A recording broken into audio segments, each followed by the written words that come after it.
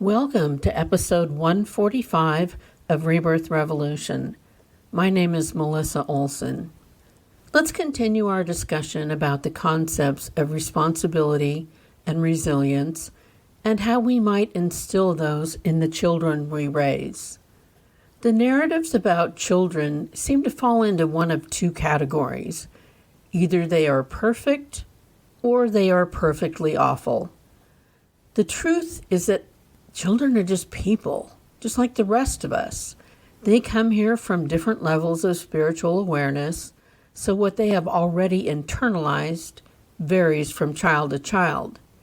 They also come installed with the same frailties that everyone else has, those that we call the 7 deadly sins. They have pre-programmed software that will force them to deal with the pulls of lust, gluttony, greed, sloth, wrath, envy, and pride. We are all pre-programmed to have to struggle with those human frailties. So they are just like us, but they don't remember the rules of being human. That is what we, as their guides, are here to do. The whole process of guiding a new human through the process goes much more smoothly if you start from the assumption that they are coming from a good place and with good intentions, and that they want to know how to be a good human who reaches higher levels of awareness, both in being human and in being the spiritual creature that they are. It is disturbing to hear people attach negative intentions to what babies and children do naturally. A crying baby is not trying to manipulate you. They are trying to get their needs met. A tantruming toddler is not trying to ruin your day. They just don't have the tools yet to deal with all the feelings they are having. We can't take the definition of what it would mean if we did those behaviors as adults and apply them to babies and children. They don't yet have the ability to form the kind of intent that it would take for a grown adult to constantly need to be the center of attention through any means necessary, or the character flaws that might result in a grown adult throwing a tantrum in a store.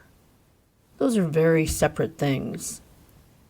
Assume that your child is a wonderful soul and that they desperately want to learn how to do better and be better.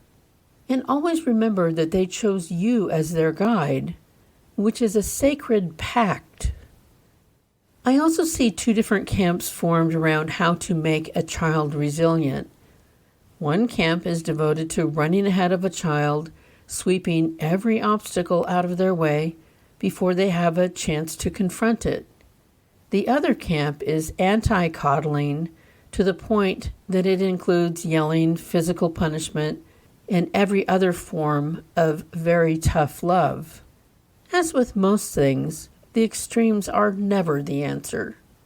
Your job as the guide of your new human is to be available for guidance when they do meet obstacles, which they will and they must. Obstacles are where we find and internalize our strength. Your job as their guide is to offer a framework for their analysis of the situation so that they may get closer to finding their own workable solution. You want them to run through their entire list of possible solutions before you offer any of your own. I had a child whose natural bent was to see things in very extreme all or nothing terms.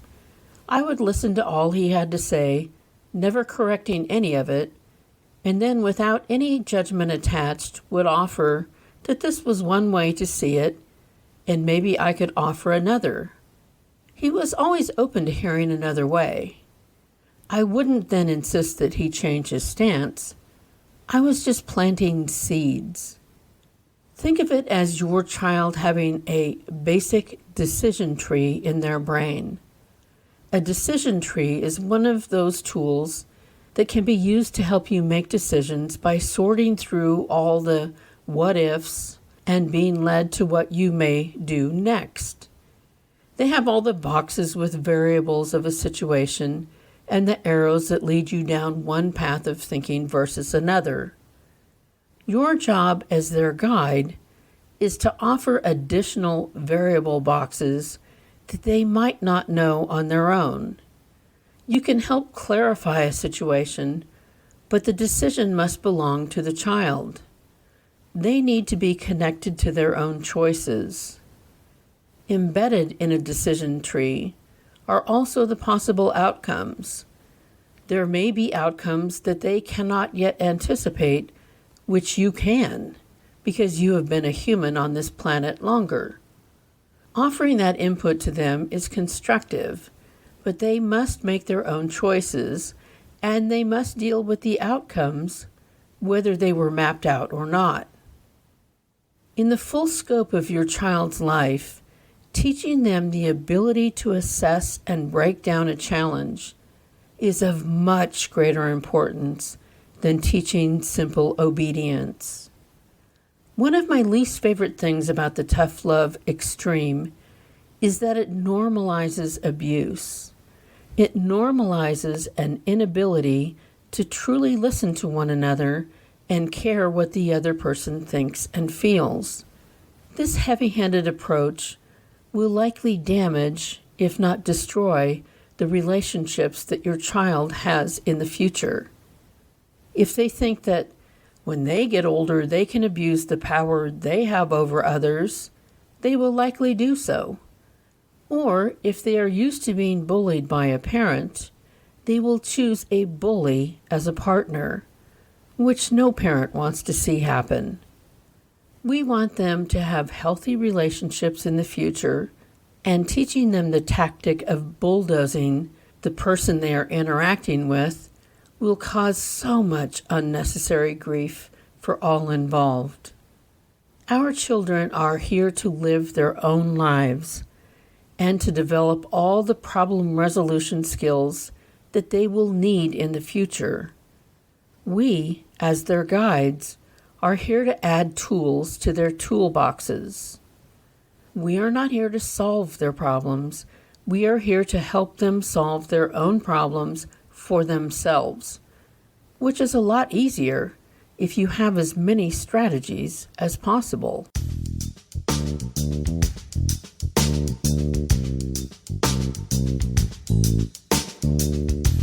As a parenting strategy, the most useful thing you can do from the time that your child can form words is to ask them what they think. This does two important things. It demonstrates to them that you care about their thoughts and feelings, and it gives them the practice that they will need to think for themselves. Your job as their guide is to listen carefully without judgment or immediate response. That is easier said than done, and no one can do that perfectly every time, but it is the goal. You want them to own their thought processes and feelings. One of the beautiful benefits of truly listening to children of all ages when they tell you what they are thinking is that you can learn new perspectives along the way that you might not have considered otherwise. Children bring with them their own wisdom.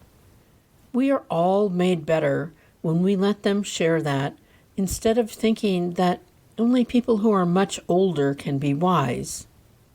Our perspectives have been shaped and solidified over the course of our lifetimes, but that doesn't mean that we are necessarily right about anything.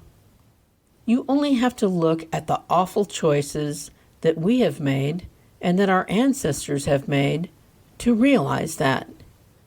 We know what we know, but any child may have a healthier perspective, one that is more pure. We need to listen. Why does listening to our children matter so much? Well, for at least a couple of reasons. We need to teach them to think for themselves so they don't get caught up in any of the cultish movements that are so available to all of us right now. We are exposed to so many harebrained, hateful, destructive ways of thinking on a daily basis. You do not want to raise a child who will accept the unacceptable without doing the deep dive needed to see if the ideas or plans make any sense at all, or if they are aligned with their own morals. We need them to have the critical thinking skills that will keep them on the right track. We don't want them to find comfort in others making their decisions for them. We want them to be self-directed. One aspect of being a person who thinks for themselves is that they are less interested in being accepted by others than they are interested in being true to themselves.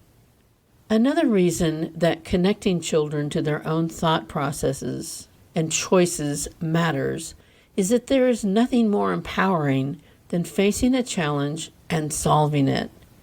We all need these kinds of wins to face even bigger challenges that are right around the corner. If you successfully solve a problem, you get to feel good about yourself, and you are apt to remind yourself of this success down the road. If someone else solves the problem for you, you are left feeling helpless and even less capable of handling whatever comes next. No one should ever strip another person of the win and the resulting boost in confidence that comes with successfully facing a challenge. A parent solving the problem strips the child of a confidence-boosting win while making them more dependent on the parent, which is not at all what you want. Your job as their guide is to help them develop all the skills necessary to survive on their own. If you do this right, you may be someone they want to consult with as they get older, but you should never be the person who has to solve any problems for them. I've seen situations where children who have not been taught life survival skills lost a parent, and it is truly tragic. It compounds the grief and creates a whole cascade of misery that is added to the original loss. They didn't have the opportunity to develop any coping skills of their own, and now there was no time. As parents, as their guides, we need to parent them as if we are not going to be able to finish the job. That means honoring their process of growth to the greatest degree possible at every stage of their life. When you love someone, you want to help them find their own strength, and you want to connect them to their innate wisdom.